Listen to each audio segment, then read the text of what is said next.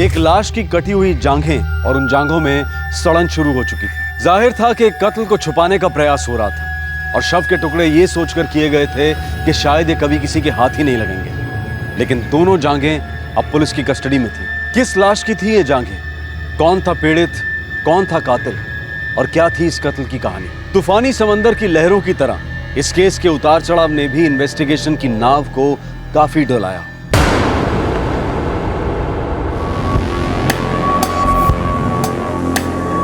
Body parts हैं, जांघें मालूम होती हैं। लगता है किसी ने लाश के टुकड़े टुकड़े करके बिखेर दिया है। सर विट्ठल शिंदे और नाइक को सर्च पर लगा दिया है, पूरा एरिया छान रहा है। सर यहाँ पर समुद्र का पानी आता है हाई टाइड में, हो सकता है ये टुकड़े उसमें बहकर यहाँ आए होंगे। मशवरों से भी बात की है समुद्र में लुकआउट के लिए। समंदर बहुत बड़ा है विश्वास।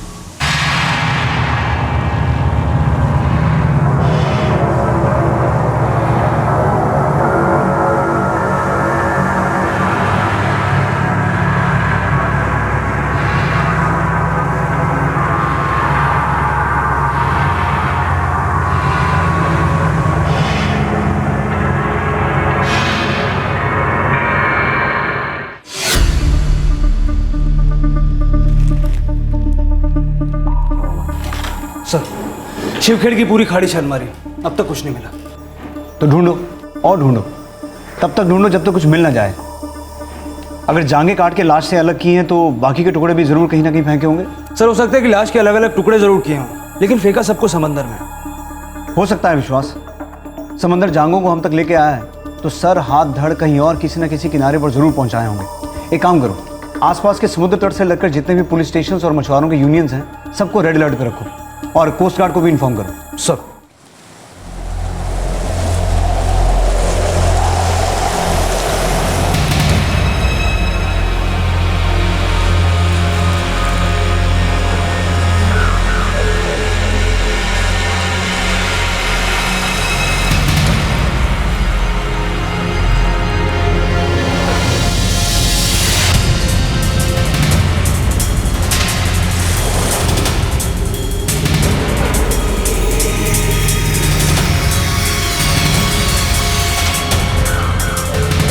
शिवखेड़ की खाड़ी में एक लाश की दोनों जांघें मिली हैं। सारे पुलिस स्टेशन को इतला किया जा रहा है कि उनके इलाके में इस लाश के बाकी के टुकड़े मिलने की संभावना है और हर मुमकिन एरिया पर सर्च पार्टी भेजी जाए।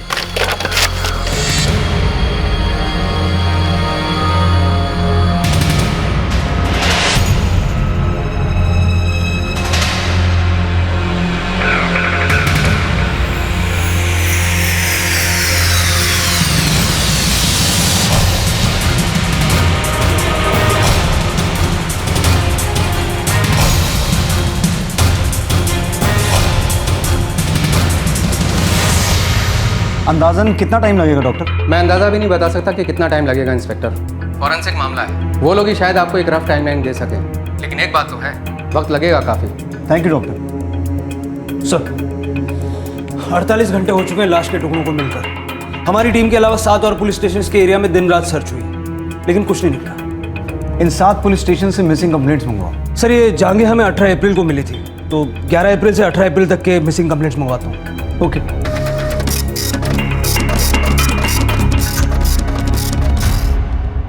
सर 11 से 18 अप्रैल तक की ये मिसिंग कंप्लेंट्स हैं। सुरेश धुरी, पुरुष, उम्र 45 साल, मिरोशी पुलिस स्टेशन का केस है। इसके बेटे जतिन धुरी ने 16 अप्रैल को इसकी मिसिंग कंप्लेंट लिखवाई। दूसरा केस है अनीता कदम, महिला, उम्र 32 साल। इसके पति शरद कदम ने 17 अप्रैल को इसकी मिसिंग कंप्लेंट दर्ज करवाई। और सर तीसरा केस है उमेश भोयर, पुरुष, 26 साल। सर ये अपने पालघर पुलिस स्टेशन का केस है। अपना केस है? अपना कांस्टेबल जगताप इसको देख रहा है। जगताप को बुलाओ। ये उमेश भोयर का क्या केस है? सर उमेश के आई बाबा आए थे 17 अप्रैल को शिकायत दर्ज कराने। मेरा बेटा उमेश कल रात से घर नहीं आया। कहाँ काम करते हैं? पालघर कंटेनर यार्ड में हेल्पर है साहब। साहब मैं पालघर कंटेनर यार्ड गया था पूछताछ करने के लिए। वहाँ बोले उमेश भोयर 16 अप्रैल को ड्यूटी पर आया था, पर उसके बाद कहाँ गया मालूम नहीं। उसके फ़ोन रिकॉर्ड्स? सर 16 की रात को स्विच ऑफ हो गया। आखिरी कॉल अपने दोस्त राशिद अनवर को किया उसने। ये राशिद क्या बोला? साहब मैं राशिद अनवर और उसके बाकी दोस्त दानिश अजीज और गुरु दावने से मिला। वो बोले थे उमेश भोयर अच्छा लड़का है, कोई लफड़ा वगैरह नहीं, पर एक लोचा है शायद। क्या लोचा? साहब उसके सारे दोस्त गंजेड़ी हैं और वो बोल रहे थे कि उमेश भोईर भी गंजेड़ी था। हाँ साहब, हम लोगों का तो रोज़ रात को मिलना होता है साहब, लेकिन उमेश नहीं था साहब। उमेश ने 7:25 पे आखिरी कॉल किया था अपने फ़ोन से, और फ़ोन तुम्हें किया था राशिद अनवर। फ़ोन मेरे को किया था, लेकिन वो नहीं आएगा ये बोला था। ये दानिश। हाँ साहब, आप उन लोगों को लगा वो किसी काम में अटक गया होगा। कोई आपस का झगड़ा तुम लोग के बीच? अपन लोग सब बचपन से साथ में, वो थोड़ा बहुत 19-20 तो चलता है, लेकिन अपन लोग का बहुत सॉलिड जमता है साहब।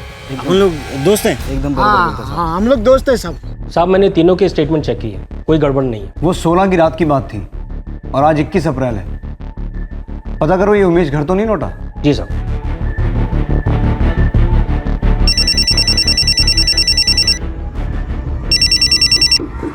हेलो। कांस्टेबल जगताप बोल रहा हूँ पालघर पुलिस स्टेशन से। हाँ हाँ साहब, क्या हुआ, कुछ पता चला हमारे उमेश का? मैं आपसे ही पूछने जा रहा था, कुछ खबर उमेश की? हमें कहाँ से खबर मिलेगी साहब, आप लोग ही माई बाप हो, जो कुछ करोगे आप लोग ही करोगे। ठीक है, हम बताएंगे आपको अगर कुछ पता चला तो। क्या बोले? हम ही से पूछ रहे हैं पुलिस वाले, कोई खबर है क्या? विश्वास, ये उमेश भोईर गंजेड़ी के बारे में सारी जानकारी हासिल करो। कांस्टेबल जगताप की टीम काम पर लग गई है सर। गुड।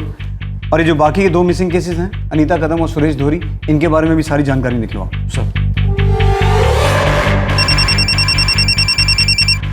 हम ह्यूमन थाइज को एनालाइज कर रहे हैं inspector, but I am sorry, मैं आपको टाइम फ्रेम नहीं बता पाऊंगा। मिस्टर श्याम, आपकी रिपोर्ट आने के बाद ही सही मायने में हमारा केस किक स्टार्ट होगा। उससे पहले तो हम अंधेरे में तीर चलाते रहेंगे। मैं समझ सकता हूं सर, बट हमारी भी मजबूरी है। देखिए, बहुत सारे केसेस पेंडिंग हैं और सारे केसेस आपके केस की तरह इंपॉर्टेंट। मैं आपको इतना प्रॉमिस करता हूं कि मैं डबल स्पीड में काम करूंगा, बट इस वक्त टाइमलाइन बताना बहुत मुश्किल है।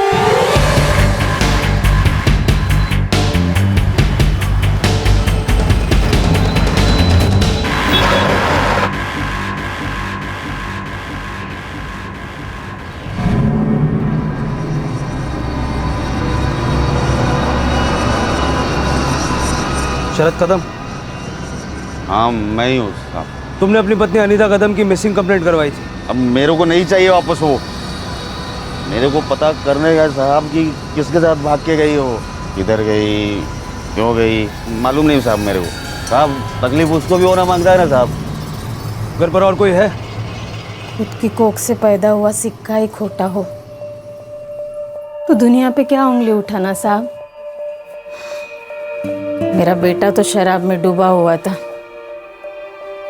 लेकिन मेरे बहू का दम घुट रहा था। चली गई उसे छोड़ के। कुछ तो कहा होगा आपसे? कुछ नहीं, सिर्फ थैली ली और कांदे बटाटे लेने जा रही हूँ कहा मुझसे। गई जो गई, वापस आई ही नहीं।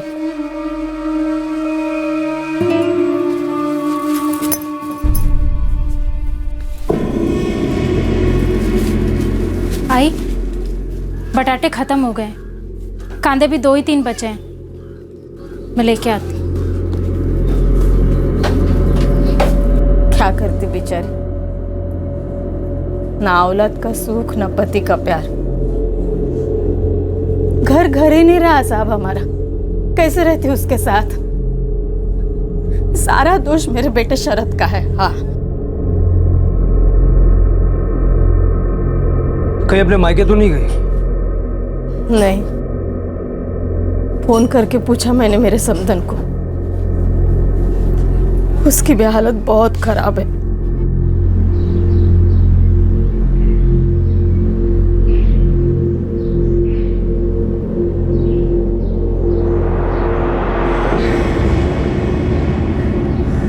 हाँ साहब, ये मेरे बाबा है, सुरेश धुरी। मैंने कंप्लेंट लिखाई थी मिरोशी पुलिस स्टेशन में। कब से गायब है? 16 अप्रैल को। कोई परेशानी थी? साहब, हम गरीब हैं, परेशानी तो साई की तरह हमारे पीछे पड़ी रहती है। खेत में उपज नहीं तो सारी गलती मेरी। कोलू के बैलों से ज्यादा मैं पिसा हूं। अरे जमीन जहरीली हुई, 2 बूंद बारिश नहीं हुई तो मैं क्या करूं? किसी को पड़ी है?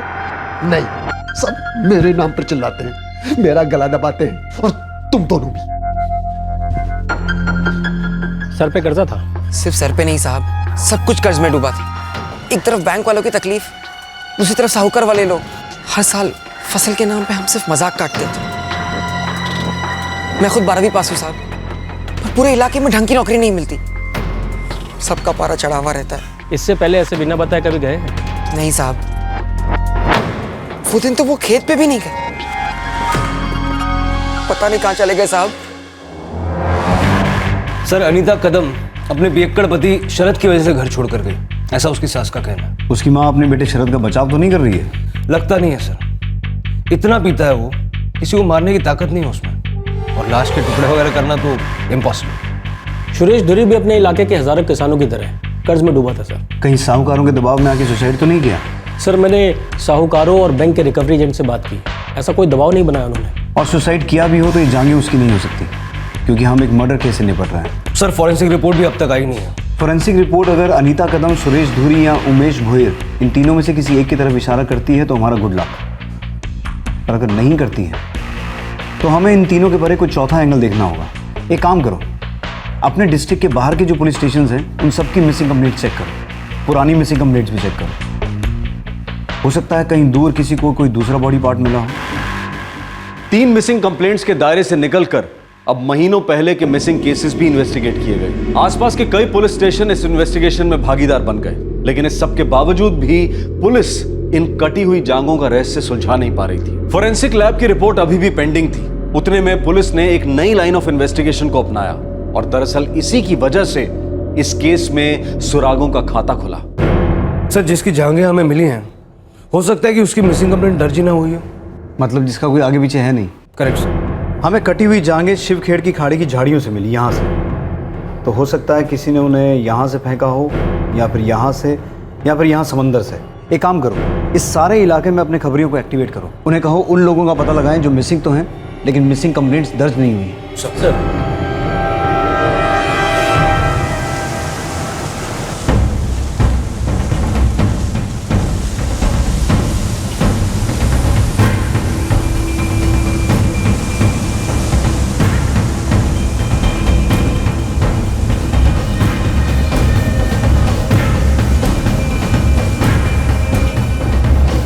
साहब आपका निशाना एकदम सही जगह पे लगा है। अपने वान गांव के कंसोरी गांव की एक लेडीज़ है, मैरिड लेडीज़ है साहब, मीनाक्षी लोखंडे। साहब वो मिसिंग है, लेकिन उसके हस्बैंड ने कोई कंप्लेन नहीं लिखाया है। पति का नाम क्या है? नीलेश लोखंडे नाम है साहब, इधर एक छोटी सी फैक्ट्री में काम करता है। और ये मीनाक्षी लोखंडे कब से मिसिंग है? साहब ये गाँव वाले बता रहे थे कुछ 3-1 महीने से मिसिंग है। 3 महीने? हो साहब, और ये नीलेश एकदम मज़े में रह रहा है, ना कोई कंप्लेन ना कोई टेंशन, एकदम बिंदास साहब।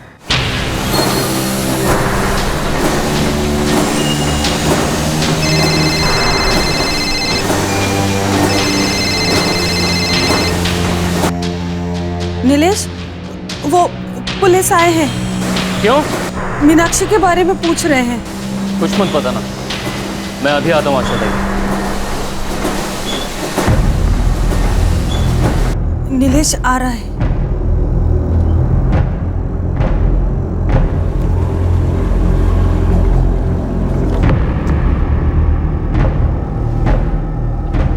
बेटा जाओ बाहर जाके खेलो। मीनाक्षी, मीनाक्षी 3 महीने से गायब है, लेकिन तुम उसे ढूंढ नहीं रहे हो। इसका मतलब है तुम्हें पता है वो कहाँ है? नहीं सर, मैं नहीं जानता। मैं ढूंढ इसलिए नहीं रहा हूं, वो और मैं पहले से एक दूसरे को खो चुके हैं, अब कोई मतलब नहीं उसे ढूंढने का। मैं खुश हूं बच्चों के साथ। वो तुमसे ना खुश थी?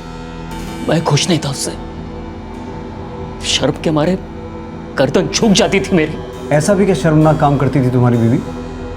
लत लग गई थी उसे। कैसी लत? मेरी पत्नी को मर्दों की लत लग गई थी। हर हफ्ते कोई नया, मुझसे पेट ही नहीं भरता था उसका। नाम जानकर क्या करोगे? कुछ करोगे? सच में कुछ करोगे? दिगंबर नाम है ना उसका। चलो अच्छा है, नाम जान लिया तो ये भी जान लिया होगा कि उसमें ऐसा क्या है जो तुम में नहीं है। क्या नहीं करता हूं तुम्हारे लिए?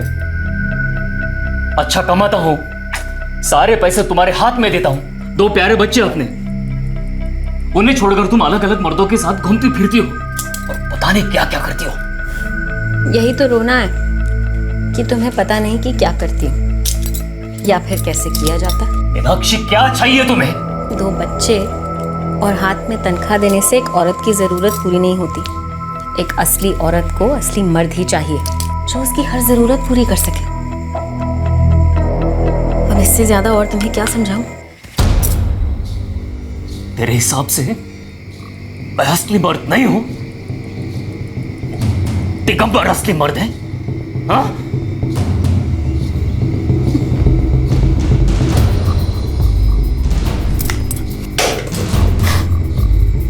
मैं तो डर गई।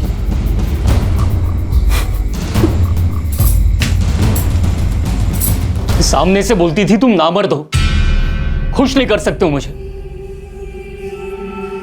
ऐसे औरत के साथ कोई क्या करेगा?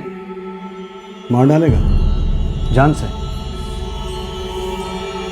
मेरे 2 छोटे बच्चे हैं सर।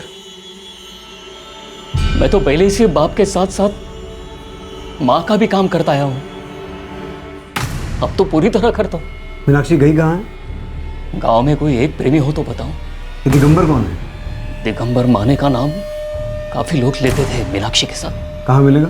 मीनाक्षी के मायके जाके पूछिए, पुराना याराना था उनका।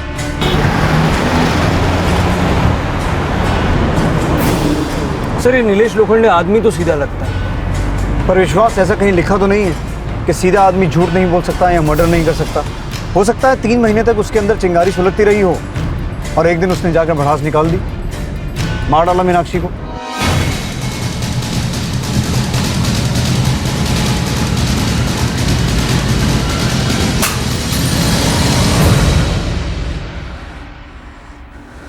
मीनाक्षी लोखंडे कहां थी?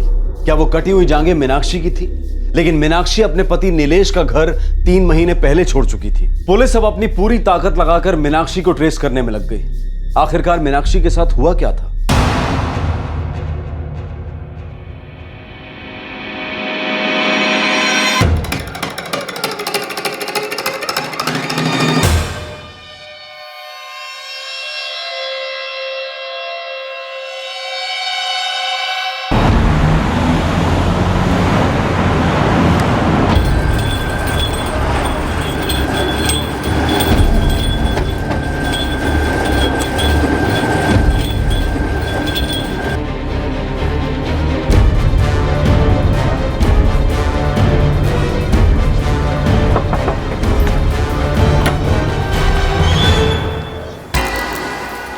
जी मीनाक्षी का मायका यही है?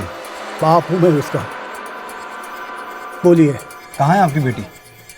मीनाक्षी हम जैसे नहीं थी, अलग थी, वो गलत थी। नीलेश जैसा आदमी उसे कभी नहीं मिलेगा। वो तो ठीक है, पर इस वक्त मीनाक्षी है कहाँ?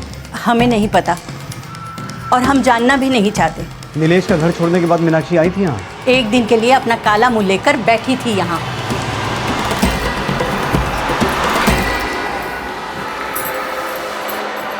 मीनाक्षी बड़े दिल वाला है नीलेश, तेरी सारी करतूतों को माफ कर देगा। वापस चले जाओ उसके पास।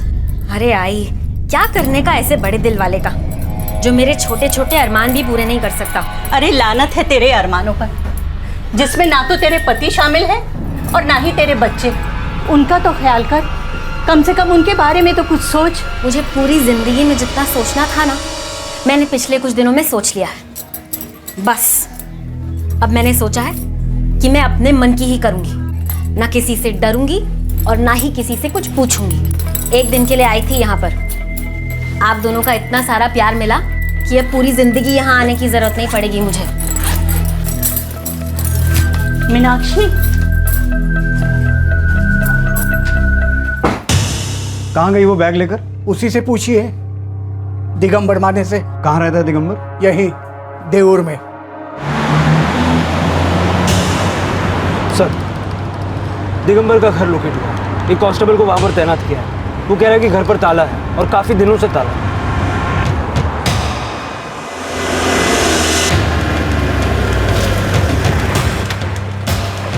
सर पड़ोसी कह रहे हैं कि 2.5 महीने से ताला लगा हुआ है यहाँ पे। मीनाक्षी आई थी यहाँ रहने? साहब नाम तो नहीं पता, पर 3 महीने पहले एक औरत आई तो थी दिगंबर के साथ यहाँ रहने।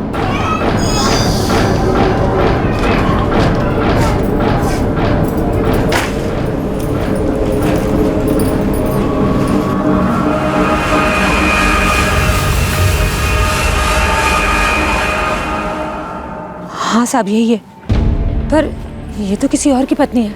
कहाँ गए ये दोनों, मीनाक्षी और दिगंबर? अब मुझे कैसे पता होगा साहब, बस इतना बता सकती हूँ कि दिगंबर यहाँ पास में एक फैक्ट्री में सर्विस करता था। विश्वास, ताला तोड़वा दो।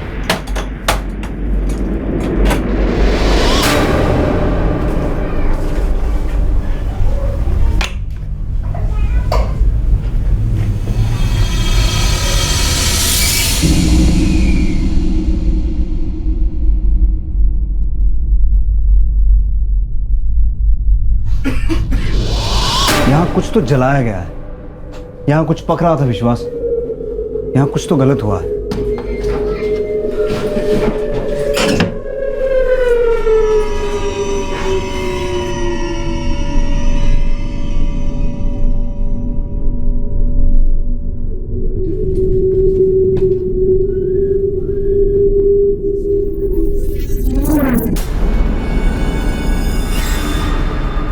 सर, आप सही कह रहे थे, 2.5 महीने पहले यहाँ काफी कुछ पक रहा था।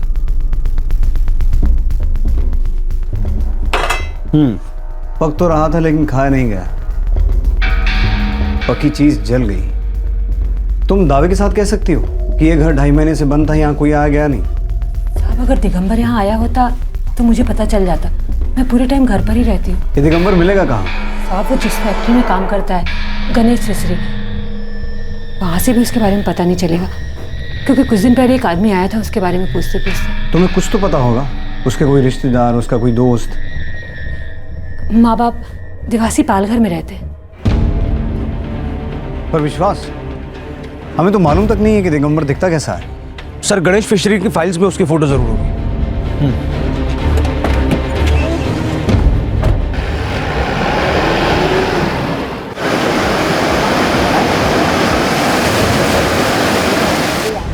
तो ऐसा दिखता है दिगंबर माने?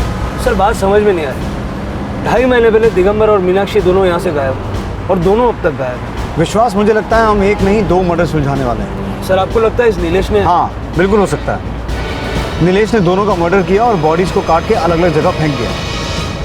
कई मिसिंग कंप्लेंट्स को फॉलो अप करने के बाद अब वो एक औरत को खोज रहे थे जिसका नाम था मीनाक्षी लोखंडे, और जिसका आता पता एक राज था। मीनाक्षी के चोट खाए पति नीलेश लोखंडे को लग रहा था कि मीनाक्षी अपने एक प्रेमी दिगंबर माने के साथ कहीं भाग गई है। अब सवाल यह उठ रहा था कि क्या यह केस वाकई एक जेलस पति द्वारा हत्या का केस था, या फिर इस केस की हकीकत बिल्कुल ही अलग थी।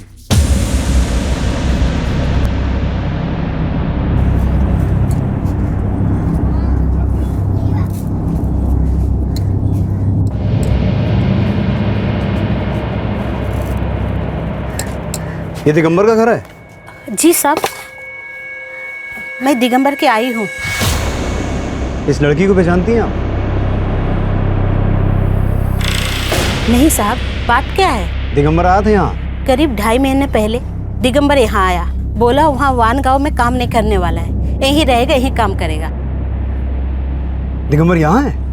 हाँ।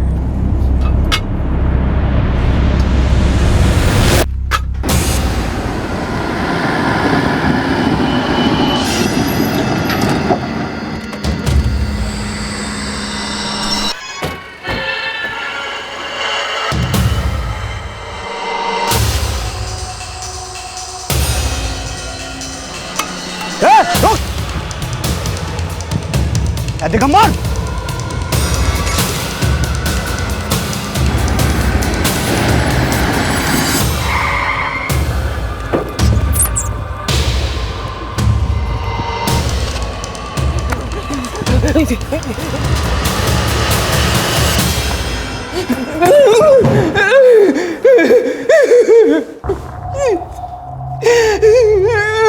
साहब, मुझे सच में नहीं पता मीनाक्षी कहाँ है। तुझे ये नहीं पता मीनाक्षी की लाश कहाँ है? अब तूने उसकी लाश के इतने टुकड़े करके यहाँ वहाँ फेंके तो याद कैसे होगा, है ना? साहब क्या बोल रहे हैं, मैं कुछ समझ नहीं पा रहा हूँ साहब। कोई बात नहीं, कोई बात। जब उल्टा लड़का के एक एक हड्डी तोड़ेंगे ना तेरी, तो सब अपने आप उगलेगा। विश्वास, जगताप, इतने दिनों की पूरी कसर निकाला।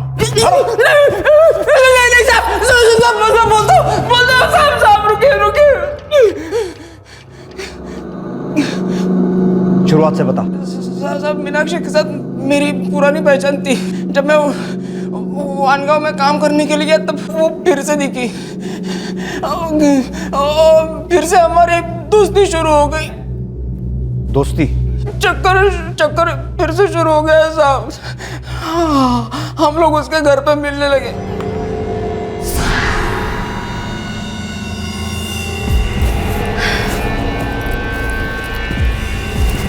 दिगंबर चल ना कहीं भाग चलते। 16 साल की थी तब अगर बोलती तो सोच भी लेता। अब तेरी शादी हो गई है, 2 बच्चों की माँ है, भागकर कहाँ जाएंगे? बच्चों को मैं संभाल लूंगी, लेकिन उस नीलेश के साथ ना सारी जिंदगी मैं नहीं रह सकती। क्यों? इसमें क्या कमी है? कुछ नहीं, बस उसमें ना तेरी वाली बात नहीं है। मेरी वाली बात वो तो कई सारे लोगों में है। अभी मेरे साथ भागेगी, फिर मेरे से भी उब जाएगी, फिर किसी और की बात में दम लगेगा, है ना? दिगंबर तू मुझ पे शक कर रहा है ना? शक ना करने का कोई कारण है? सब मैं कभी नहीं चाहता था कि वो अपने पति को, बच्चों को छोड़े। मतलब तो बिल कभी भरना ही नहीं चाहता था, फोकट में मजा मारना चाहता था बस, है ना? नहीं साहब, मैं बात को आगे बढ़ाना ही नहीं चाहता था। 3 महीने पहले बिना कुछ बताए वो सीधा मेरे घर आ गई।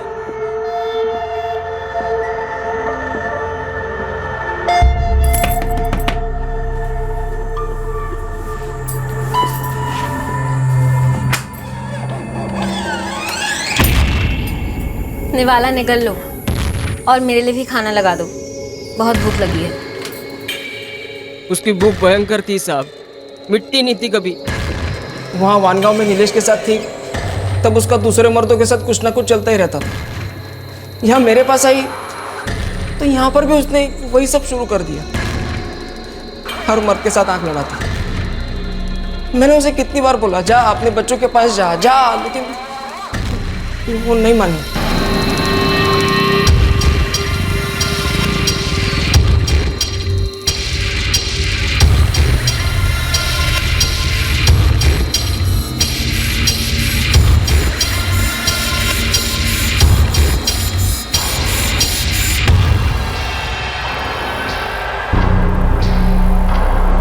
सच कहता हूँ साहब, मेरा कोई प्रेम वेम नहीं था और ना ही उसका था। ना तो मैं उसके साथ शादी करना चाहता था और ना ही वो करना चाहती थी। उसे बस यहाँ रहना था और अपनी मर्जी का करना था, और जो कि मुझे मंजूर नहीं था। और एक दिन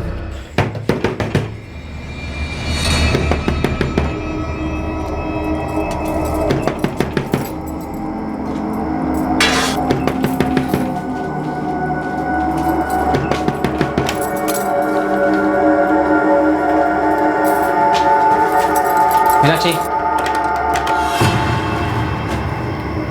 आज रात को ही तुम तुम्हारा सामान बांध के रखना। कल सुबह होते ही मैं तुम्हें तुम्हारे घर छोड़ दूंगा। क्यों? क्योंकि तुम मुझे यहाँ पर नहीं चाहिए इसलिए। क्यों? क्या क्यों क्यों लगा रखा है? मैं तुमसे शादी वादी करने वाला तो हूँ नहीं। पलटी मार रहे हो? मैंने अपना घर, अपने बच्चे सब कुछ छोड़ दिया। क्यों? क्योंकि तूने कहा कि तू मुझसे शादी करेगा। छोटी, मैंने तुमसे कब कहा मैं तुमसे शादी करूंगा? हर चीज बोलने से नहीं समझी जाती है दिगंबर। तूने मुझे अपने प्यार का वास्ता दिया, मेरे साथ प्यार के संबंध बनाए, और मैंने अपना घर छोड़ दिया, बच्चे छोड़ दिए, पति छोड़ दिया। इसका मतलब तो यही समझा जाता है ना दिगंबर कि तू मुझसे शादी करेगा। प्यार, शादी, ये शब्द ना तुम्हारे मुंह से अच्छे नहीं लगते। तुम्हें सिर्फ तन की भूख पता है। शादीशुदा होने के बावजूद गैर मर्दों से तुम उसे मिटाती रहती हो, और ये गंदगी तुमने यहाँ पर भी शुरू कर दी। मुझे सब पता है, समझी? शादी कर ले मुझसे दिगंबर, सब बंद हो जाएगा। बोलना कब कर रहा है मुझसे शादी? आइंदा कभी मुझ पर हाथ उठाया तो जिंदगी भर भूलेगा नहीं मुझे। सीधे जाऊंगी पुलिस स्टेशन और लिखाऊंगी रपट, कहूंगी कि तुमने मुझे अपने प्यार में फंसाया। फिर देखना पुलिस को भी मेरी ही बात पे विश्वास होएगा। इसे लेने के देने पड़ेंगे ना कि भीख मांगोगे मुझसे शादी करने के लिए, समझे?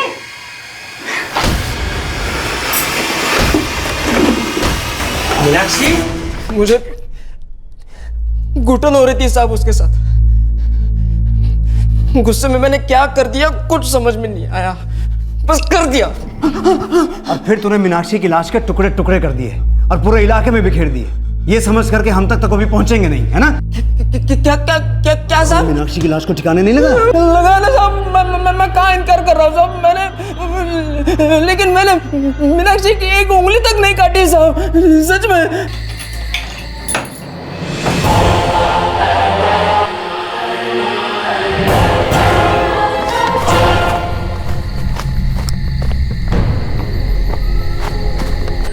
लाश को जंगल में फेंक दिया, सोचा जानवर खा जाएंगे।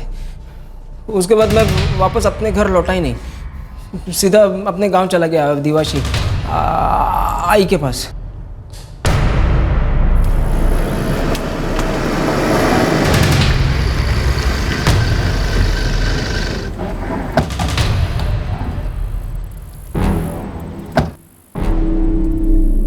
इधर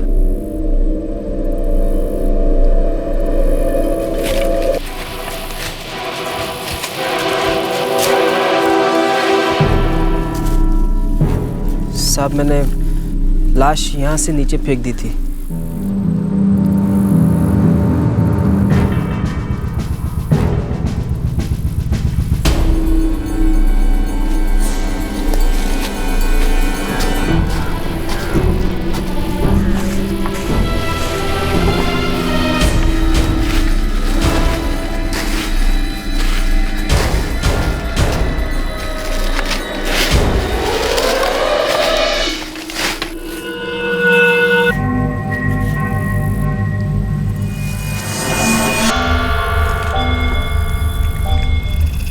साहब, बोनी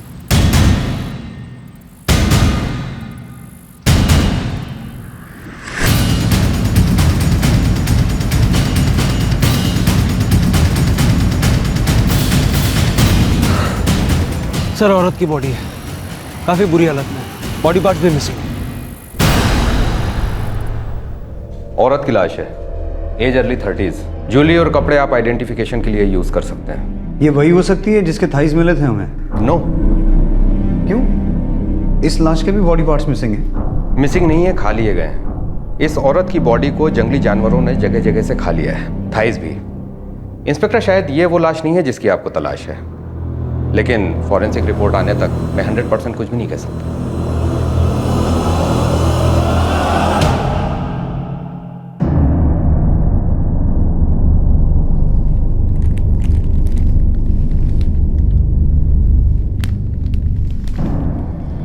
ये मीनाक्षी की साड़ी,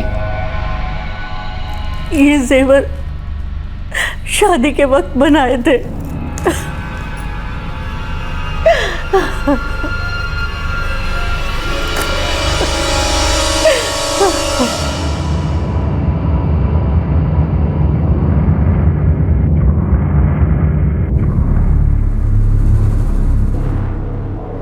विश्वास, फॉरेंसिक लैब के साथ कांस्टेंट फॉलो अप करो, अपनी प्रोग्रेस उन्हें बताओ, प्रेशर डालो उन पर। सर, अब तक 3 बार फोन कर चुका हूँ। वैसे सर, अगर दिगंबर ने 2.5 महीने पहले मारा होता तो बॉडी का सड़ना लॉजिकल है, लेकिन जो जांघें हमें मिली हैं वो इतनी सड़ी हुई नहीं है। सर, एक खबर है सर, अनीता कदम और सुरेश धुरी वो दोनों अपने घर आ गए साहब।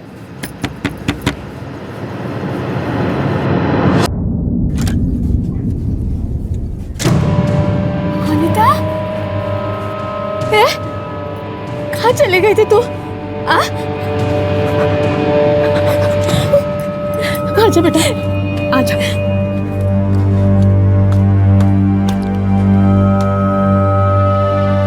बाबा, बाबा आप, बाबा कहाँ चले गए थे आप? नहीं कर पाया रे, हिम्मत ही नहीं हुई खुदकशी करने की। तुम दोनों को छोड़कर जाने का दिल ही नहीं किया। ऐसा कभी मत सोचना बाबा, हम दोनों साथ में मेहनत करेंगे और पूरा कर्जा उतारेंगे। चलो, 2 परिवारों को सुकून तो मिला, पर वो तीसरा उमेश दशरथ भोईर, उसका क्या हुआ? साहब, वो अभी तक लौटा नहीं है। क्या हमारी एक बार भी याद नहीं आती होगी उसे? क्या ये गांजे का नशा इतना असर करता है? क्या पता निर्मला, पुलिस भी यही बोल रही थी कि वो उसे अभी तक ढूंढ नहीं पाई। साधु वाधु बन गया हो कहीं, कोई लड़की का चक्कर हो, कुछ भी हो, बस वो एक बार हमें बता दे ताकि हम ऐसे तिलमिल ना होते रहे। 1 महीने से ऊपर हो गया निर्मला, संदेशा भेजना होता तो अब तक भेज चुका होता। मुझे भी नहीं मालूम कि क्या हुआ है हमारे उमेश को। हमारे पास इस बात का कोई प्रूफ नहीं है कि जो जांघें हमें मिली थी वो उमेश की हैं या नहीं। हो सकता है अनीता और सुरेश की तरह वो भी घर लौट आए। हो सकता है सर, लेकिन इतना तो तय है कि एक शख्स का मर्डर हुआ है, लाश की जांघें काटकर अलग की गई और वो शख्स कभी अपने घर नहीं लौटा। और पूरे 1 महीने बाद भी हमारा ये केस ब्लाइंड का ब्लाइंड ही है। कटी हुई जांघों का रहस्य 7 महीने तक बना रहा। केस में कोई सुराग हाथ नहीं आया। मामला ज्यों का त्यों बना रहा और फिर पूरे 7 महीने बाद इस केस के इंजन को एक किक स्टार्ट मिला।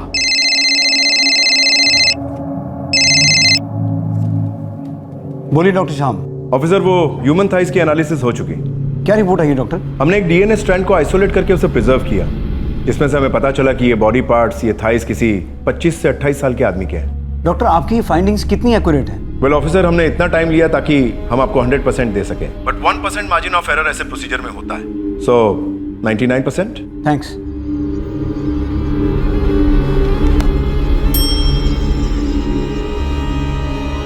विश्वास, फोरेंसिक रिपोर्ट आ गई। मेल 25 से 28 साल। सर, उमेश भोयर 26 साल। हो सकता है उमेश भोयर का कत्ल हुआ हो और जांघें काट के अलग की गई हो। सर, उमेश भोयर अब तक नहीं लौटा है और उसके बारे में कोई लीड भी नहीं मिली सर। उस बॉडी पार्ट से डीएनए प्रिजर्व किया हुआ है, उमेश के माँ बाप से मैच करके देख सकता है।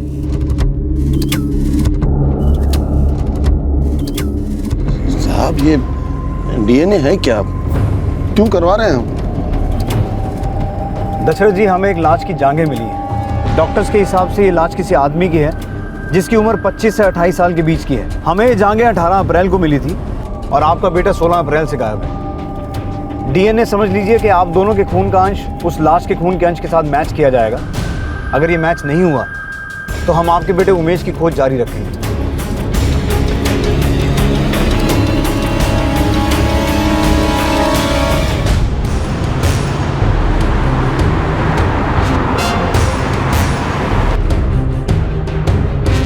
अगर डीएनए मैच कर गया तो उमेश भोयर के कातिलों को हम खोद के ढूंढ निकालेंगे। लेकिन सर, अगर ये डीएनए मैच नहीं हो पाया तो हम फिर से उसी पॉइंट पर आ जाएंगे जहां से हमने इस केस की शुरुआत की, यानी कि हमारे पास रह जाएंगी सिर्फ कटी हुई जांघें, जो कि 25 से 28 साल के किसी पुरुष को। 7 महीने से घर वापस नहीं आया हमारा उमेश। एक फोन भी नहीं किया उसने। क्या हमारा उमेश हमें छोड़ के चला गया होगा इस दुनिया से? काश के ऐसा ना हो। काश के वो डीएनए टेस्ट मैच ही ना हो और हमारा उमेश कभी लौट के आए ही ना। एक आस तो बनी रहेगी कि एक न एक दिन आएगा लौट के, शायद अपने चरस गांजे की लत से निकल के बाहर। उस दिन के ठीक 2 हफ्ते बाद डीएनए रिपोर्ट पेश हुई।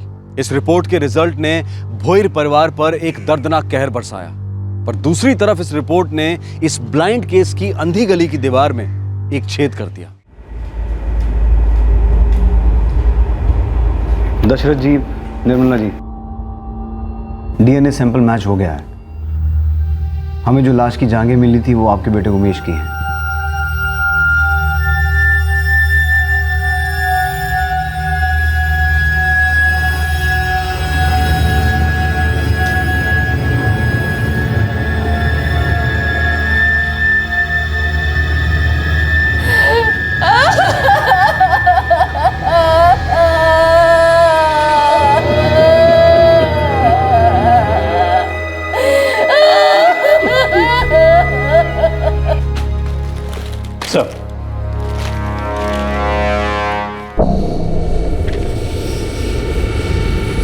ये जो उमेश के 3 गंजेड़ी दोस्त हैं, राशिद, दानिश और गुरु दावने, तीनों को उठवाओ।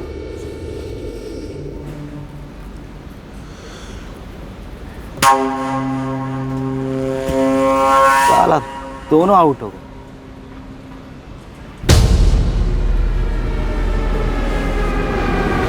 चल उठ।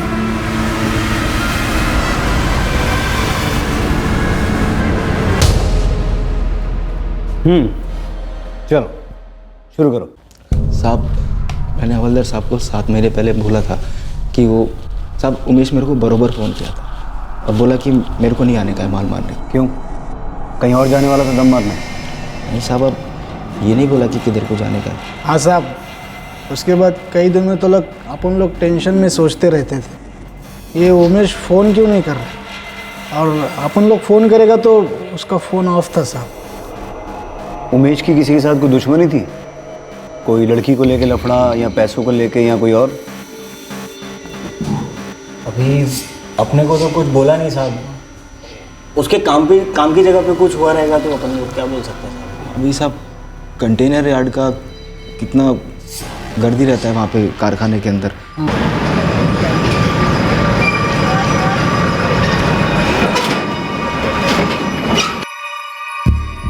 बसेकर साहब, जगताप जी जब पहले आए थे तब भी मैंने यही कहा था। उमेश बुहेर काम यही करता था लेकिन कैजुअल था, परमानेंट नहीं। किसी से कोई झगड़ा यहाँ पर? बिल्कुल नहीं, किसी से कोई लेना देना नहीं। बस एक दिन काम पर नहीं आया, फिर हवलदार साहब आए पूछने के लिए, तभी पता चला कि गायब हुआ है। हाँ साहब, हमें पता था कि उसे चरस गांजा पीने की लत लग गई थी। बार बार बोला साहब मत कर मत कर, क्या कुछ नहीं किया उसको रोकने के लिए। साहब अपन 4 लोगों की एकदम मस्त टोली थी साहब। अपन अड्डे पे जाते थे, माल फूकते थे, मस्ती करते थे साहब बस।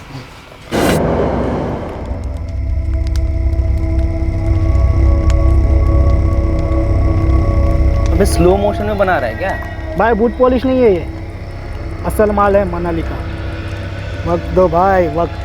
भाई तकदीर और तलब किसी के लिए नहीं रुकती। अपना राशिद भाई को ही ले लो। अभी क्या डायलॉग मारेगा तू? अबे मैं क्या डायलॉग मारूंगा? डायलॉग तो तेरी बहन मारेगी तेरे को किसी दिन। कब तक उसकी कमाई का खाएगा और हमारी कमाई का फूकता रहेगा? ए गप कर तू, रोज रोज रोटी के ले जाता हूँ मैं। चला अभी क्या अपन तीनों काम कर रहे हैं, काय को हमको करना है इसके लिए, लेकिन तेरे को तो काम की ज़रूरत ही महसूस नहीं होती। तेरी बूढ़ी अम्मी है, उसकी देखभाल कौन करता है? तेरी बहन। अबे उसका भी अपना घर है, किसी दिन हाथ खड़े कर दिए तो बोलना क्या करेगा? ऐसे ही पड़ा रहेगा कोने में फूके हुए माल के जैसा। अरे यार तुम लोगों ने फिर सीरियस नगर की रास्ता पकड़ लिया। अरे लौट आओ राजा। हाँ अरे माल बुला रहा है। फूकले फोकट चंद। ला भाई दानिश बना यार।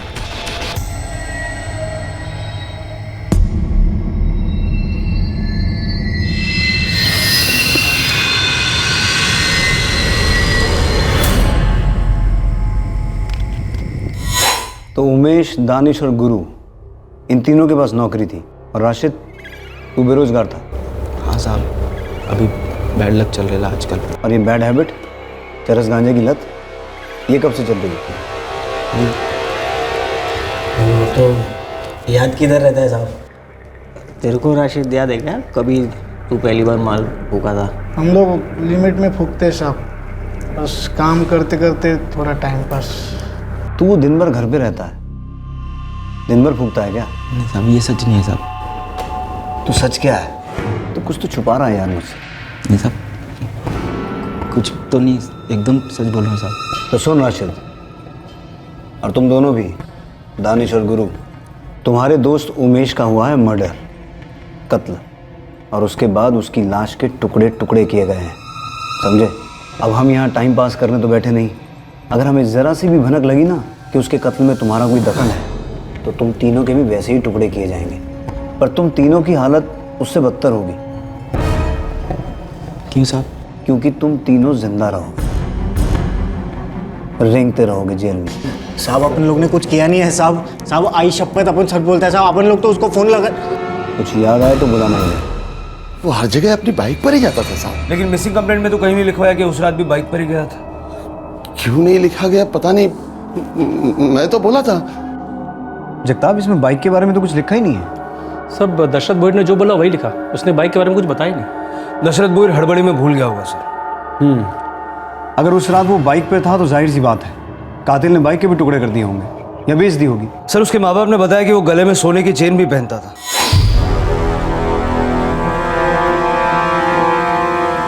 इस केस को भी अभी तक हम टुकड़ों में ही देख रहे थे। शायद इसकी पूरी तस्वीर को देखते और गहराई में जाते तो बहुत पहले हमारे हाथ कुछ लग जाता। हम बस उन 2 कटी हुई जांघों के शौक में ही रह गए और ये छूट गया हमसे। बाइक और सोने की चेन के साथ साथ ये एक इम्पॉर्टेंट लीड थी हमारे पास, ये कपड़ा जिसमें वो कटी हुई जांघें मिली थी। ये दरअसल बेडशीट का हिस्सा है। मुझे उमेश भोईर के कॉल रिकॉर्ड चाहिए, शायद उसमें भी कुछ छूट गया है हमसे। सर। जगताप सर। उमेश के 3 गंजेड़ी दोस्त, मुझे पूरी डिटेल चाहिए उनकी। हो सर। 26 साल का एक जवान आदमी मारा गया है। प्रॉपर्टी एंगल रूल्ड आउट है क्योंकि गरीब बैकग्राउंड है। दुश्मनी का एंगल हो सकता है। जवानी में दुश्मनी मतलब लड़की का एंगल भी हो सकता है। उमेश भोईर मिसिंग केस अब उमेश भोईर मर्डर केस बन गया था। पुलिस को नए सिरे से शुरुआत करनी पड़ी। फाइनली इस केस को एक दिशा मिल गई थी, लेकिन मंजिल अभी काफी दूर थी।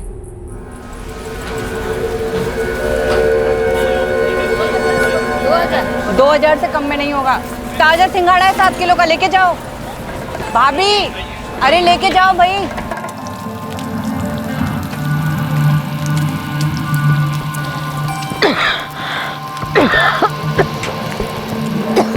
अरे अब आराम से।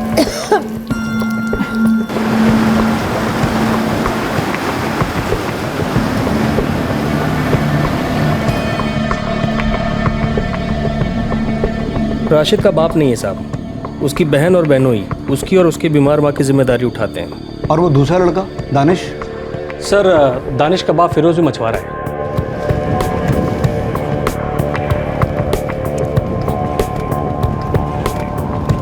गुरुदाव ने अनाथ है, हिस्ट्री शीटर है, छोटी मोटी चोरियां कर चुका है सर।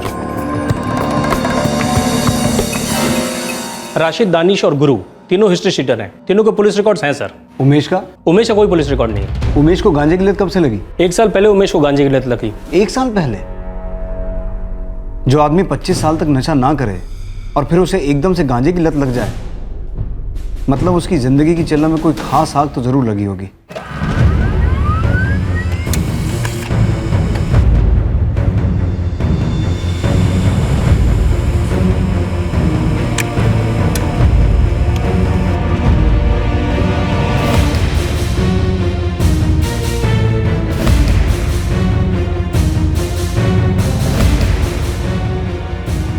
उमेश की मौत के दिन से 1 साल पहले तक के रिकॉर्ड निकाले मैंने, जिसमें एक नंबर है जो पिछले 1 साल से लगभग हर रोज उमेश के टच में था।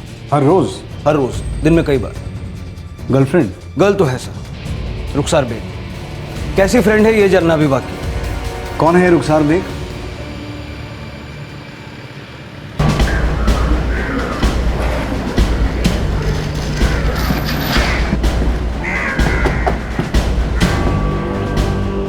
जी जी, रुखसार हमारी बेटी है।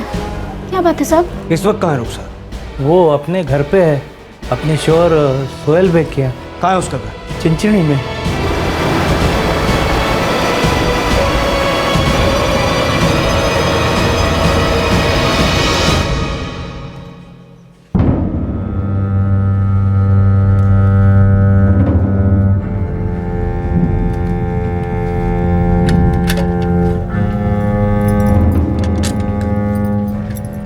ये लो। कौन से हाथ से लूं? कितनी बार मुझे जताओगी कि मैं क्या हूं?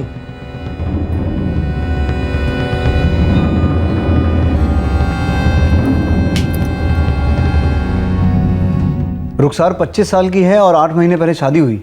अरेंज मैरिज है सर। 8 महीने पहले अरेंज मैरिज हुई, लेकिन उमेश से लगातार 1 साल से फोन पे बात कर रही है और 1 साल पहले से ही उमेश को गांजे की लत लगी। इन तीनों का कुछ कनेक्शन तो है। कनेक्ट करो। जी बोल रही हूँ। आप कौन? पालघर पुलिस स्टेशन से सब इंस्पेक्टर विश्वास पारसेकर बोल रहा हूँ। 7 महीने से आपके कॉल का इंतजार कर रही हूँ, जब से उमेश गायब हुआ है। तो आप उमेश के बारे में कुछ जानती हैं? जी लेकिन मेरी एक दरख्वास्त है। मैं खुद आके आपसे पुलिस स्टेशन में मिलूंगी, आप यहाँ मत आइएगा। कब आएंगी? बस अभी निकल रही हूँ चिंचणी से। रुखसार बेग 7 महीने से पुलिस के फोन का इंतजार कर रही थी जब से उमेश गायब हुआ था, लेकिन उसने खुद कभी पुलिस को कांटेक्ट नहीं किया। कौन थी ये रुखसार बेग और वो ऐसा क्या जानती थी उमेश के गायब होने के बारे में या शायद उसके मर्डर के बारे में? तो रुखसार बेग, हम आपके घर आते तो कौन सा कह टूट पड़ता आप पर? मेरे पति शकी मिजाज के हैं। किस बात का शक है उन्हें?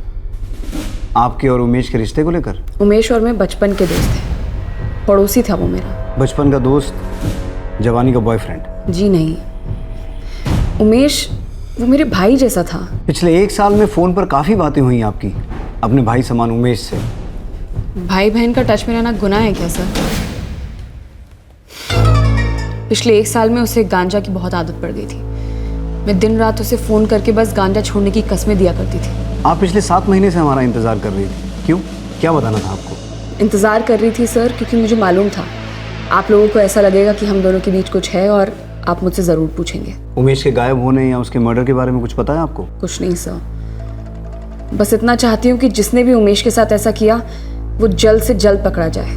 रुखसार जी, मुझे क्यों ऐसा लग रहा है कि आप मुझसे कुछ छुपा रही हैं? सर अब मैं कैसे बोल सकती हूँ आपको कैसे और क्यों लग रहा है?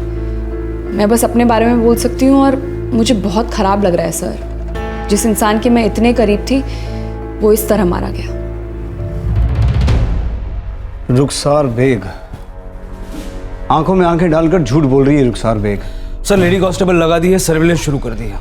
अब ये रुखसार 1 सेकंड के लिए भी हमारी और कानून की नज़रों से दूर नहीं हट पाएगी।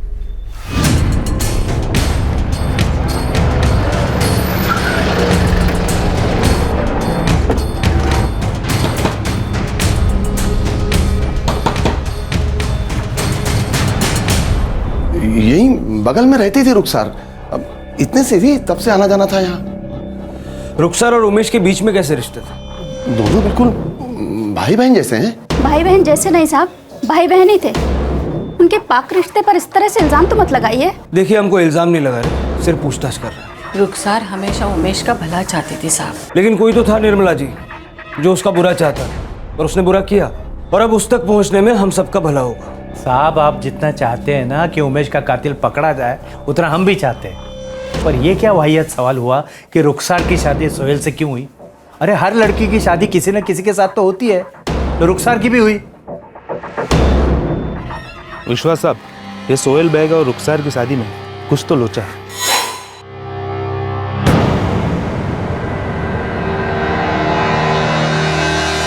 फैक्ट्री में काम करता था सोहेल, मशीन में हाथ गया और कट गया। हाथ शादी के पहले कटा या बाद में? शादी के काफी पहले कटा था। ये रुखसार के माँ बाप ने सोहेल को क्यों चुना? कोई खास वजह? वही तो लोचा है साहब। यहाँ बिरादरी में ये बात फैली है कि सोहेल को शादी के लिए लड़की नहीं मिल रही थी, और वहाँ रुखसार की अम्मी अब्बू को पता नहीं कौन सी ट्रेन पकड़नी थी कि उसका हाथ इसने सोहेल के हाथ में दे दिया। जोड़ी बोले तो तेल और पानी है साहब। सोहेल मुझे सही बंदा लगा, इसलिए मैंने उसे चुन लिया। अब इस पे भी सवाल या निशान? यानी बाप को तो कोई हक ही नहीं है क्या? सर रुखसार के माँ बाप झूठ बोल रहे हैं। उनको ना सर किसी भी तरह से रुखसार को उस घर से, उस मोहल्ले से दूर करना था। ऐसा क्या हुआ था वहाँ? साहब मैंने मोहल्ले में जाके पूछताछ की। ऐसा है ना सर कि रुखसार खूबसूरत है और मोहल्ले के लड़के उस पर मरते भी थे। ये तो हर मोहल्ले की कहानी। पर रुखसार रिटर्न फायरिंग भी करती थी। हबीबा और असलम 24 घंटे गैस पर रहते थे। अब तो घुसपुसा कर भी लोग बात नहीं करते, ना ही दबी जबान में कोई कुछ कहता। सामने से आकर कहते हैं लड़की को संभालो वरना मुंह काला कराएगी किसी दिन। कर करा कर और हम क्या कर सकते हैं? समझाया, डांटा, मैंने कितनी बार तो हाथ भी उठाया, तुम जानती नहीं क्या?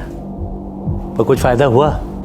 कुछ नहीं। मैं तो कहती हूँ हाथ उठाने से बेहतर है उसका हाथ किसी के हाथ में दे दीजिए। एक बार शादी हो गई तो सारा आशिकी का भूत उतर जाएगा सर से, और जब घर गृहस्थी बच्चों के चक्कर में पड़ेगी तो अपने आप लाइन पे आ जाएगी।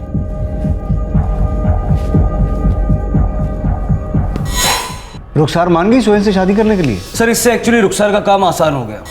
साहब लोग बोलते कि रुखसार ने शादी के लिए हाँ इसलिए किया था कि उसको असलम की पिटाई से छुटकारा मिल जाए, और चिंचड़ी में जाती मैडम ने तो एक से रंग दिखाना शुरू कर दिया था साहब। बोले तो काफ़ी फेमस हो गई थी साहब। सर मुझे जो कहना था मैं पहले ही कह चुकी हूँ, अब नया क्या बोलूँ? सच बोलना बुरा आइडिया नहीं होगा। आपका और उमेश का असली रिश्ता क्या था? भाई बहन मत बोलना, वो तो मैं मानता नहीं हूँ। तो वो आपकी प्रॉब्लम है सर। मैंने तब भी कहा था, मैं आज भी कह रही हूँ, उमेश मेरे भाई जैसा था और कुछ भी नहीं था हमारे बीच।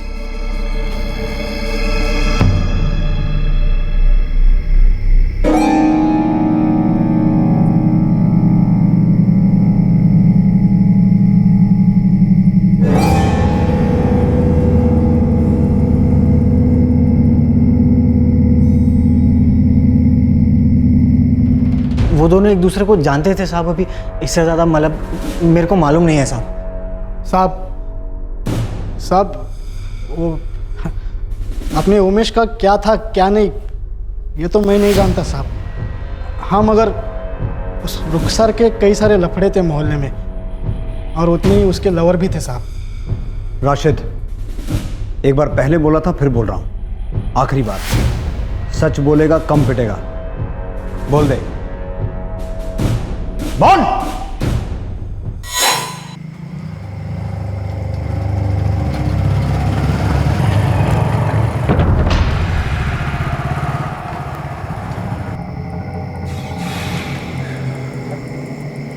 क्या हुआ, ऐसे मुंह पे लटका है भाई? साला कुछ हो ही तो नहीं रहा है ना यार। टुकड़ा है क्या तेरे पास? साहब उमेश रुखसार पर फुलटू लट्टू हो गया था। और रुखसार? नहीं साहब, लेकिन हाँ साहब, हफ्ते के जितने दिन, साल के जितने महीने, उतने ही उसके लवर थे। अभी आप बताओ साहब, उमेश बेचारा लल्लू कैसे इन सब। उमेश ने चरस गांजा क्यों शुरू किया था? अभी साहब देवदास आदमी और क्या करेगा साहब।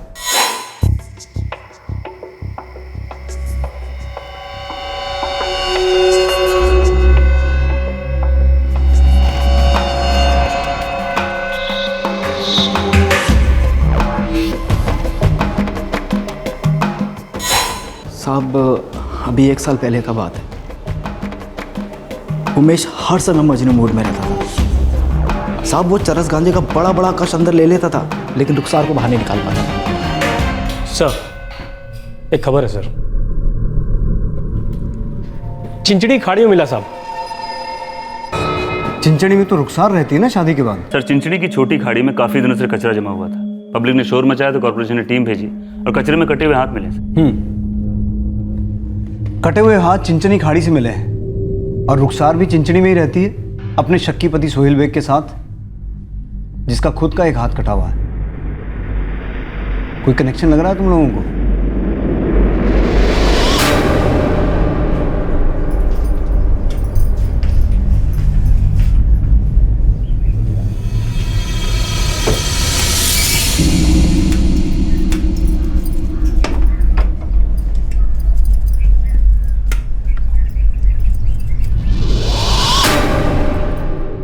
कटी हुई जांघें शिवखेड़ पालघर में मिली जहां उमेश रहता था, और 7 महीने बाद कटे हुए हाथ चिंचणी में मिले जहां रुखसार शादी के बाद रहती थी। 3 सवाल उठ रहे थे।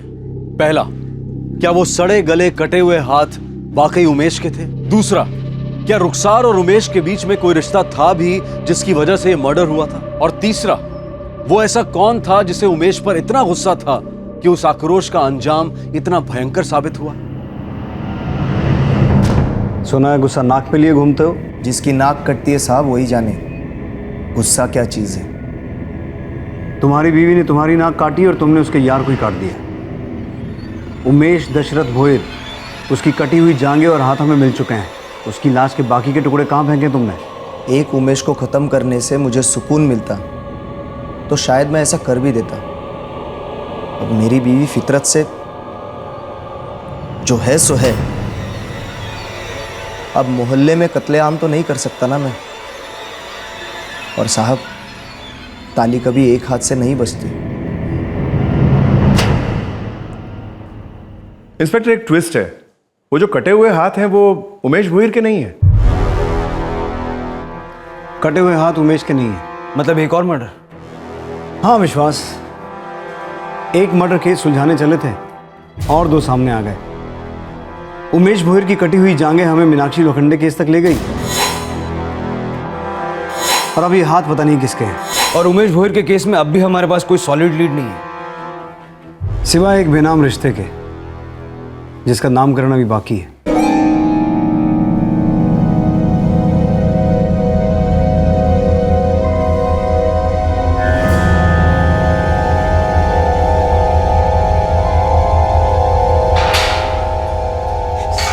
साहब मुझे क्यों बांध रखा है यहाँ पे साहब? तू मेरी नहीं गांजे की गिरफ्त में है राशिद। क्यों तलब उठ रही है? साहब एक बार दम भरवा दो साहब। सब मैं आपके पैर पकड़ता हूँ साहब, प्लीज साहब एक बार दम भरवा दो साहब। देख सब सच सच बता दे तो सब कुछ मिलेगा। उठ। एक तू ही है जिसे पता था कि उमेश रुखसार पर मरता था। अब उमेश वाकई में मर चुका है, मार डाला गया, तो तेरे पास इस बारे में कहने के लिए कुछ भी नहीं है? सब उमेश मेंटल हो गया था। रुखसार की शादी के बाद तो और भी कौन केस हो गया उसका।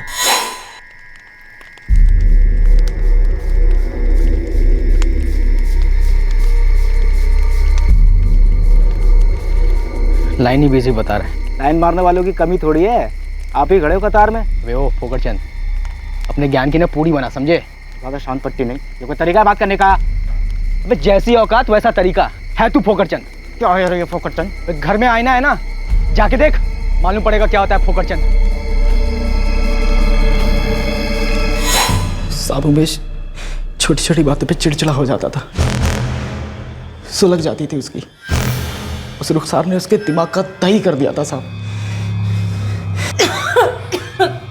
एक हफ्ते से राशिद को अंदर रखा है। केस 7 महीने से चल रहा है। अरे पर राशिद ने किया क्या है? वो नशा करता है, ये तो सबको मालूम है। कभी कभी नशे में लोग ऐसी चीजें करते हैं जो सबको मालूम नहीं होती, जो हम मालूम करते हैं। लॉकअप में, फिक्र मत कीजिए, मासूम है तो घर आ जाएगा। बेहद प्यार करता था उमेश तुमसे, भाइयों वाला नहीं, आशिकों वाला। सच है ना? झूठ है सा। इस समय मानती हूँ वो भाई बहन वाली बात मैंने झूठ बोली थी, लेकिन उमेश का प्यार भी झूठ था सर। वो प्यार नहीं, वो पागलपन था, और मेरी तरफ से कभी कुछ नहीं था। वो मुझे ब्लैकमेल कर रहा था। ब्लैकमेल? जी सर। वो मुझे कहता था कि मैं नशा करता हूँ तो तुम्हारे कारण, मैं मरूंगा तो तुम्हारे कारण। हर चीज़ का जिम्मेदार वो मुझे ही ठहरा रहा था सर, जबकि मेरी तरफ से कुछ नहीं था। जीना हराम कर दिया था उसने मेरा। फोन पे फोन, बेवक्त फोन। और तुमने फोन काटने की बजाय कॉलर को ही काट दिया। क्या कह रहे हैं सर? मैं नफरत नहीं करती थी उससे, मुझे फिक्र थी उसकी। भाई नहीं था, आशिक भी नहीं था, दोस्त था। शायद आप नहीं समझेंगे। नहीं, समझ रहे हैं, समझ रहे हैं, लेकिन शायद आप नहीं समझ रही हैं कि हम क्या समझ रहे हैं।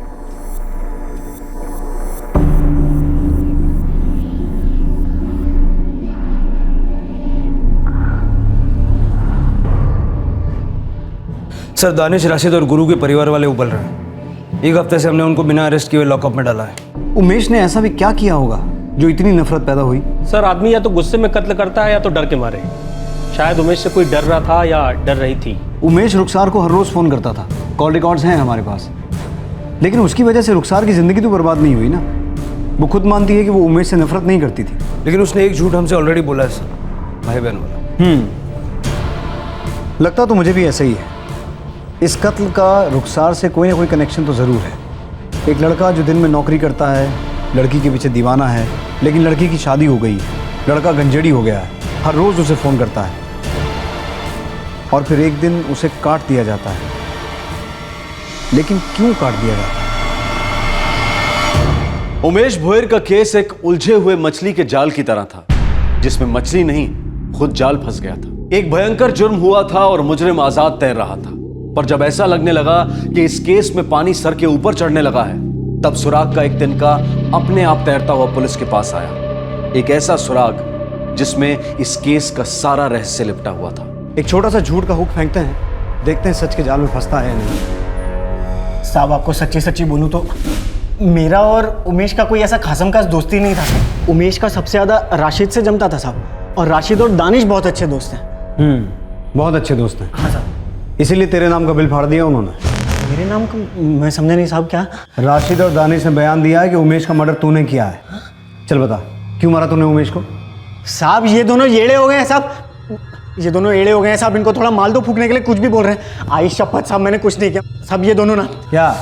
जिस रात को ये उमेश आया नहीं ना अड्डे पे, जब ये वो गायब हुआ साहब। क्या हुआ था उस रात को? साहब, वो रात को ये दोनों भी नहीं आए थे ना अड्डे पे, और ये दोनों फोन भी नहीं उठा रहे थे। मैं अकेला बैठा रहता झक्के मारता हुआ। और ये बात बताने के लिए तूने 7 महीने लगा दिए साहब। गुरु झूठ बोल रहा है साहब, मैंने कुछ नहीं किया। गुरु झूठ बोल रहा है साहब। और राशिद, वो भी झूठ बोल रहा है। राशिद ने तेरा सारा चिट्ठा खोल दिया। दानिश, कैसे तूने रुखसार के कहने पे उमेश का कत्ल किया है? नहीं साहब, बिल्कुल नहीं साहब। कैसे तूने उमेश की लाश के टुकड़े टुकड़े करके और जांघें शिवखेड़ की खाड़ी में फिकवा दी? नहीं साहब, वो मैंने नहीं फेंकी थी। तो फिर किसने फेंकी थी? बाकी की लाश कहाँ है?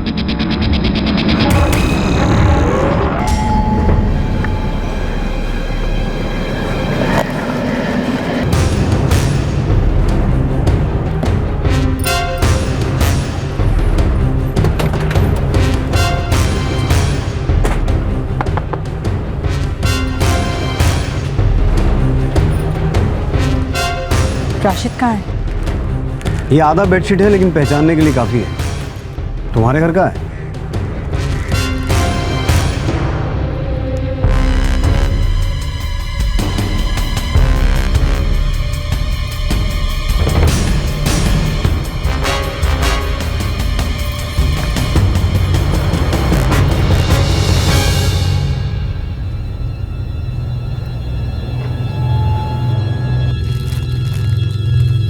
जी हाँ, ये तो हमारे घर की चद्दर है।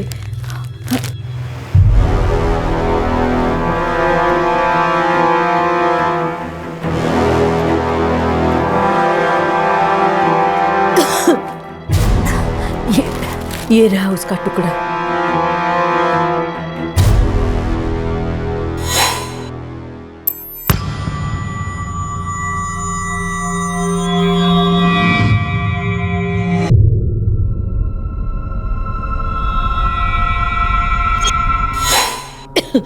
साहब, ये आपको कहाँ से मिली? खून कैसे आया इस पे? किसका खून है साहब?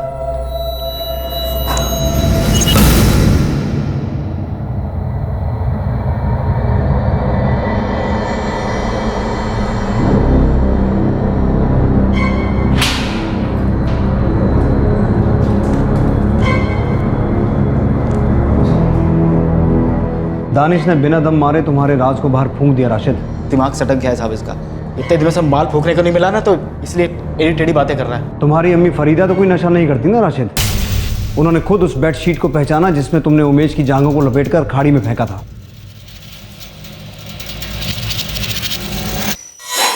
बाकी लाश कहाँ है? बोल! इस मर्डर में मेरा कोई हाथ नहीं है साहब। जो कुछ किया वो राशिद ने किया। राशिद ने उमेश को क्यों मरवाया? रुखसार के कहने पे? नहीं साहब, रुखसार का इसमें कुछ लेना देना नहीं है। तो फिर किसका लेना देना है? राशिद पक गया था साहब उमेश के कानों से। उमेश हमेशा उसको जलील करता था हम दोस्तों के बीच में। ढालू को तेरी बहन मारेगी तेरे को किसी दिन। कब तक उसकी कमाई का खाएगा और हमारी कमाई का फूकता रहेगा? ये गप कर तू। जैसी औकात वैसा तरीका है। तू फोकरचंद। क्या है ये फोकरचंद? घर में आईना है ना, जाके देख, मालूम पड़ेगा क्या होता है फोकरचंद। साला उमेश समझता क्या था अपने आप? जब देखो फोकटचंद ये वो। जब रुखसार को लेकर तिलमिल हो जाता था तो कैसे आता था भगा मेरे पास, मेरे से माल लेके जाता था और फूकता था। तब भी मैंने एक सच्चे दोस्त की तरह उसकी मदद की। अभी तक कैसे बातें करता है और जिस खंजर की तरह घुसती है ना। देख बंटा, जिसके जेब में नोट है उसको सलाम है। हम चारों में से वो ज्यादा कमाता है। आज मेरे पे थूका, कल तेरी बारी होगी, जरूर होगी, तब भी तुझे सलाम ठोकेगा। जो गलत है वो गलत है। तुझे नहीं लगता उमेश गलत है? ये भी कोई पूछने वाली बात हुई? खून खोलता है मेरा कभी कभी।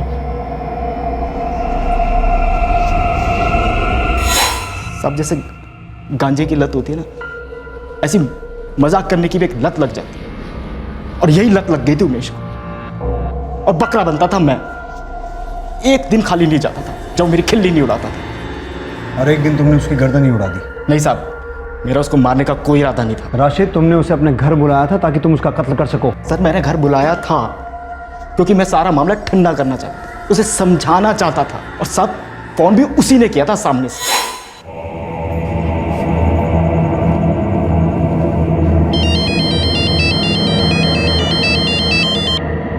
अबे अड्डे पर मिल, पूरा तोला लेके आया हूँ, टॉप क्लास सामान, तेरे को भी पिलाऊंगा। काम कर, तो घर पे आ जा। सब लोग बाहर गए हैं, कल तक लौटेंगे। मेरे पास एकदम रापचिक माल पड़ा है, मस्त करके खोलेंगे। आ जा। क्या बात कर रहा है? तेरे पास सामान है? माला माल भिखारी है? फिर तो आना ही पड़ेगा। निकल रहा हूँ। आजा साले आजा। उस रात तुम्हारी अम्मी बीमार थी, हॉस्पिटल में थी। लेकिन सब ये बात आपको कैसे पता? उस रात 16 अप्रैल को आप लोग कहाँ थे? अम्मी की तबीयत बहुत ख़राब हो गई थी तो अम्मी को हॉस्पिटल में एडमिट करवाया था। और माजिद भाई मछली पकड़ने के लिए नाइट ड्यूटी पर थे। आपको पता था कि उस रात राशिद यहाँ अकेला नहीं था? मतलब यहाँ घर पे कोई आया था? राशिद ने उमेश को यहाँ बुलाया था।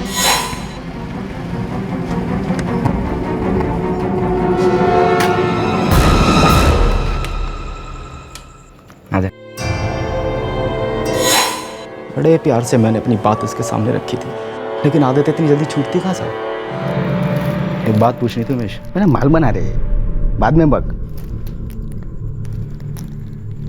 कहीं ऐसा तो नहीं है कि ये रुखसार तुझे 4 आने का भाव देती नहीं है, कुत्ता समझती है और उसकी भड़ास तू मेरे ऊपर निकालता है।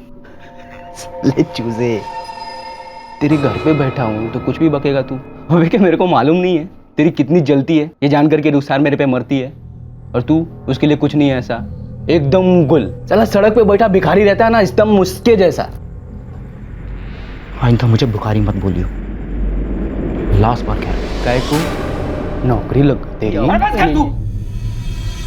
रहा मैं तेरे को। चल गुस्सा किसको दिखा रहे बे हैं? चले चल हवा आने दे। साला पूरे मूड की माँ बहन कर डाली तूने, पता है तेरे को? अरे सब दिमाग में क्या सटका, ऐसा लगा जैसे कोई तार सी टूट गई है। मेरे हाथों को पता नहीं क्या हो गया साहब, मतलब आंखों को पता नहीं क्या दिखाई दिया, मतलब मेरे सर में दिमाग में साहब, मेरा जो दिल दिमाग बदन ऐसा लगा जैसे टुकड़े टुकड़े हो गए। कौन है? मैं दानिश।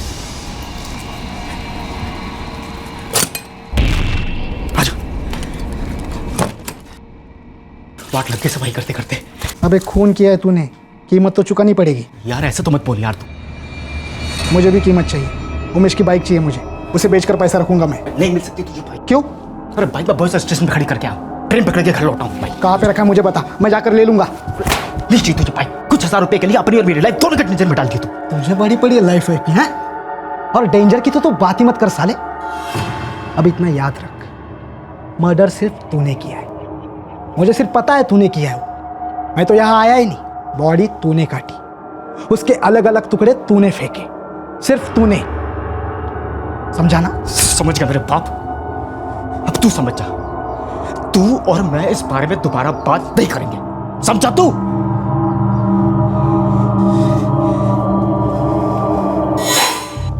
अब मैं टेंशन में आ गया था, ये दानिश मुंह खोलेगा और मुझे ब्लैकमेल करेगा।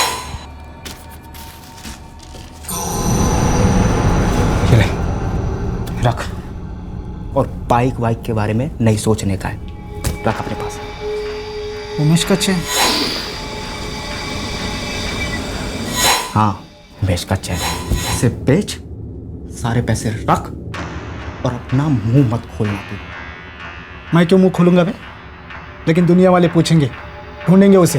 अरे अपने जैसा गंजेड़ी था वो, कुत्ता तक नहीं पूछेगा उसे। बस तू एक काम कर, अपने जुबान पे ताला लगा के रखे। सही बोल रहे बंटा, वैसे भी उसके गायब होने पर किसी को कुछ फर्क नहीं पड़ेगा। फर्क तो पड़ा, उमेश के माँ बाप को फर्क पड़ा, हम लोगों को फर्क पड़ा, कानून को हमेशा फर्क पड़ता है, और अब तुम लोगों को भी फर्क पड़ेगा। साहब मैंने कुछ नहीं किया, सब मेरे को जाने दो साहब। उमेश की चेन कहाँ है? साहब वो मैंने घर पे रखी, बेची नहीं है अभी तक। शुक्र है नहीं बेची, पर दानिश तुम बचोगे नहीं, क्योंकि तुमने एक मर्डर में साथ दिया है, एक लाश को ठिकाने लगाने में मदद की है, और हम लोगों से झूठ बोला वो अलग।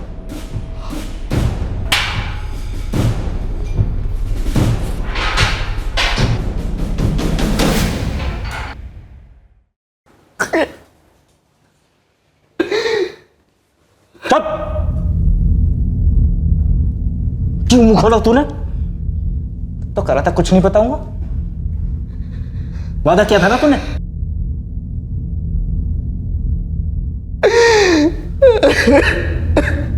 खून खोलता है मेरा।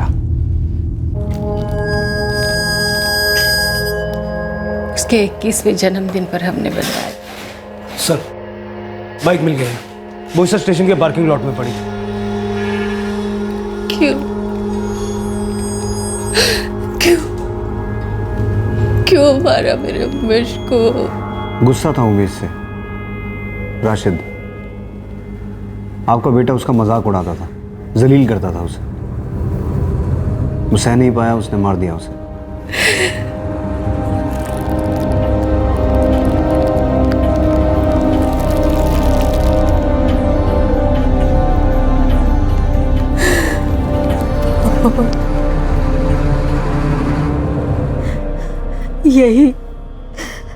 इसी घर में हमारे राशिद ने अपने ही दोस्त का कत्ल किया, बोटी बोटी कर दी उसकी।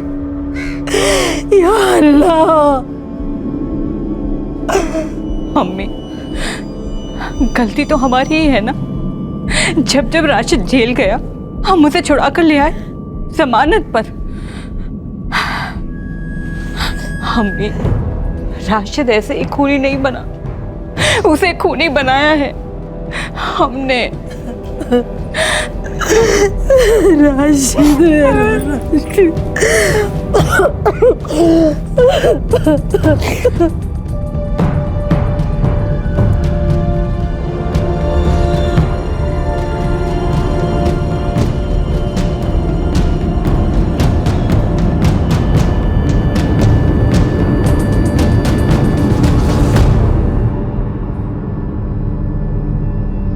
कत्ल और सबूतों को मिटाने के जुर्म में पुलिस ने राशिद और दानिश को आईपीसी की धारा 302, 201 और धारा 34 के तहत गिरफ्तार किया है। कत्ल में इस्तेमाल हुआ चॉपर पुलिस ने राशिद के घर से बरामद कर लिया। राशिद ने उमेश भोईर की लाश के ज्यादातर टुकड़े समंदर में फेंके थे, जो कभी किनारे पर आए ही नहीं, और कचरा डंप में फेंके गए कुछ टुकड़े भी पुलिस के हाथ कभी नहीं लग पाए। रुखसार के घर के पास से मिले कटे हुए हाथ किसके थे, इसका पता चलना अभी बाकी है।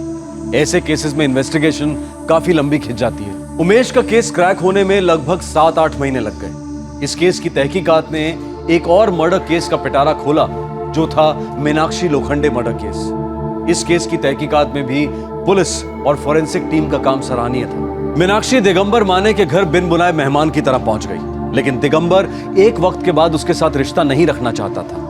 लेकिन मीनाक्षी अपने लिए दिगंबर की बढ़ती हुई नफरत को महसूस नहीं कर पाई और उसे अपनी जान गंवानी पड़ी। दूसरी तरफ रुखसार उमेश के साथ किसी भी तरह का रोमांटिक रिश्ता नहीं रखना चाहती थी, लेकिन उमेश उसकी ना को सुन नहीं पाया और अपने दर्द को नशे में घोटकर पीने लगा। लेकिन इस दौरान उसने ये कभी नहीं सोचा कि रुखसार के ना मिलने के फ्रस्ट्रेशन को वो अपने दोस्त राशिद को जलील करके निकाल रहा है। इसमें कोई दो राय नहीं कि किसी भी किस्म के नशे की लत शरीर के साथ साथ इंसान के जमीर और आत्मसम्मान को भी खोखला कर देती है। पर इस केस की सबसे बड़ी सीख, किसी को भी टेकन फॉर ग्रांटेड नहीं लेना चाहिए और ना ही किसी को नीचा दिखाना चाहिए। 24 घंटे लगातार अगर किसी की रैगिंग की जाए, उसकी खिल्ली उड़ाई जाए, उसकी इंसल्ट की जाए, तो नतीजा अक्सर हिंसक और क्रूर हो सकता है। आपसे अब मुलाकात होगी अगले शुक्रवार को। याद रखें कि कल यानी कि 21 जून को क्राइम पेट्रोल सतर्क का एपिसोड टेलीकास्ट नहीं होगा। आपसे फिर मुलाकात होगी एक और नए केस के साथ। तब तक अपना ख्याल रखें, सुरक्षित रहें और याद रखें, किसी की निंदा करने में समय लो, पर प्रशंसा तुरंत करो। सही वक्त, सही कदम, सतर्क रहें। जय। इस तरह के और भी एपिसोड देखने के लिए हमारे चैनल को सब्सक्राइब करें और बेल आइकन दबाना ना भूलें।